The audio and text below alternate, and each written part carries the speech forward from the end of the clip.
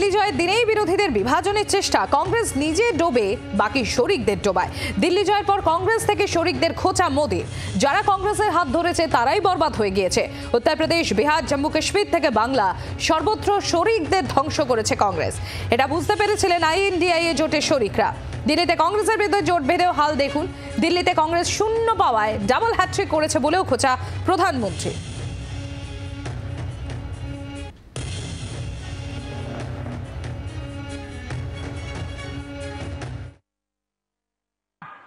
तो ये राज्यों की जो अलग अलग पार्टियां अलग अलग अपने मुद्दों पर जो अपनी जान चला रही हैं, अब उनकी नजरें उन पर है और इसलिए और वो भी समझ गए होंगे, बोलते नहीं होंगे, समझ गए होंगे कि ये उनको ही खा रहे हैं। साथियों, इंडी गठबंधन के दल अब कांग्रेस का ये कैरेक्टर समझने लगे हैं। इंडी वालों को ये एहसास हो रहा है कि जिस वोट बैंक को उन्होंने कांग्रेस से छीना है, अब कांग्रेस उसे वापस पाने में जुटी है। इसलिए दिल्ली में हमने देखा इंडी के ही दलों ने एकजुट होकर कांग्रेस को हैसियत बताने की कोशिश की, अपने वोट बैंक को रोकने की कोशिश की।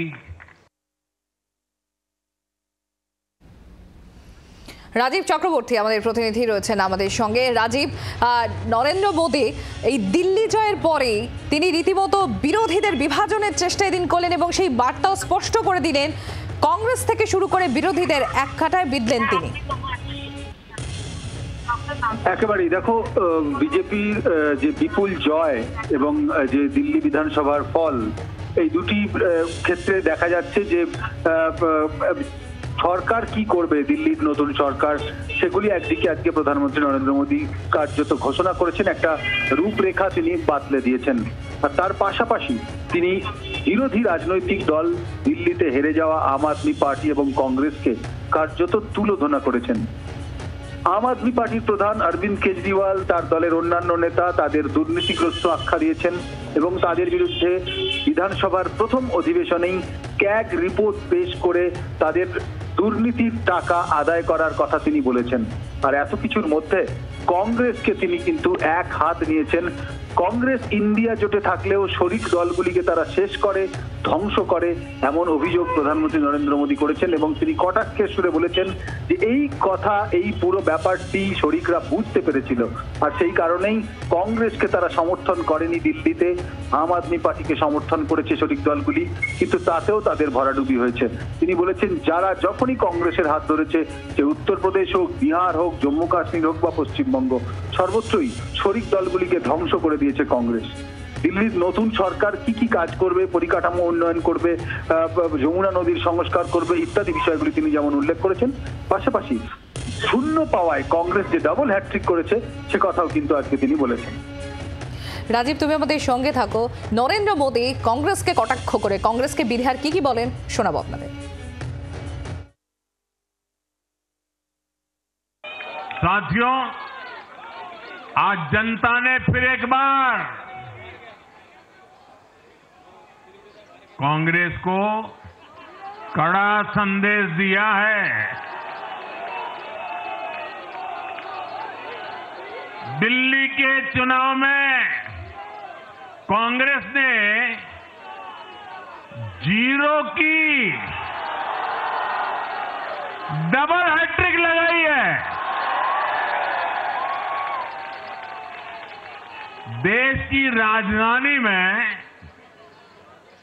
देश की सबसे पुरानी पार्टी का लगातार दिल्ली में 6 बार से खाता नहीं खुल रहा है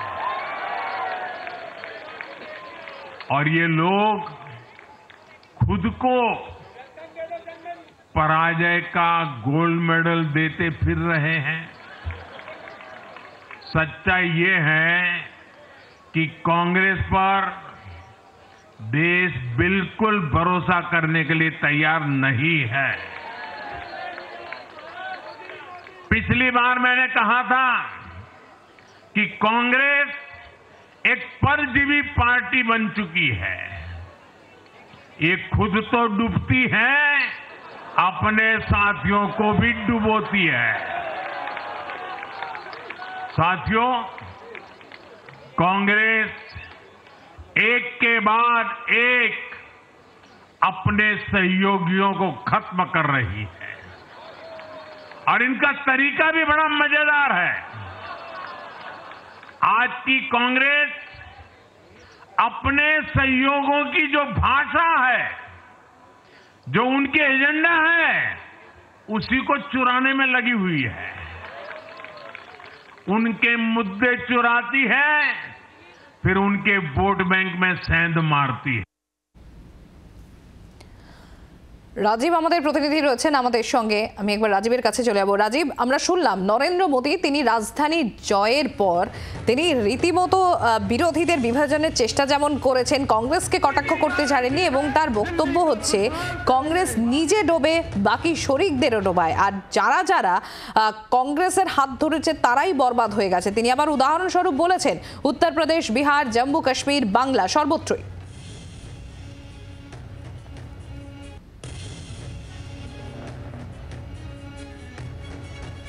রাজীব চক্রবর্তীর সঙ্গে আমরা যোগাযোগ করতে পেরেছি। রাজীব, এখানে যেমন রীতিমতো বিরোধীদের তিনি বিভাজনের চেষ্টা করেছেন, তার সঙ্গে তিনি এটাও কটাক্ষ করতে ছাড়েননি যে কংগ্রেস নিজে যেমন ডোবে বাকি শরিকদেরকেও ডোবায়, আর যেখানে যেখানে কংগ্রেসের হাত ধরা হয়েছে সেখানে কংগ্রেস বাকি শরিকদেরকেও ডুবিয়েছেন। উদাহরণস্বরূপ তিনি উত্তরপ্রদেশ, বিহার, জম্মু কাশ্মীর থেকে বাংলা এই সমস্ত উদাহরণও তিনি তুলে ধরেছেন। একেবারেই দেখো, প্রধানমন্ত্রী নরেন্দ্র মোদী এই দিল্লিতে বিপুল জয়ের পরে সুযোগটিকে কাজে লাগিয়েছেন। বিজেপি সদর দপ্তরে তিনি পৌঁছেছেন, দলীয় কর্মী সমর্থকদের সামনে তিনি ভাষণ দিয়েছেন।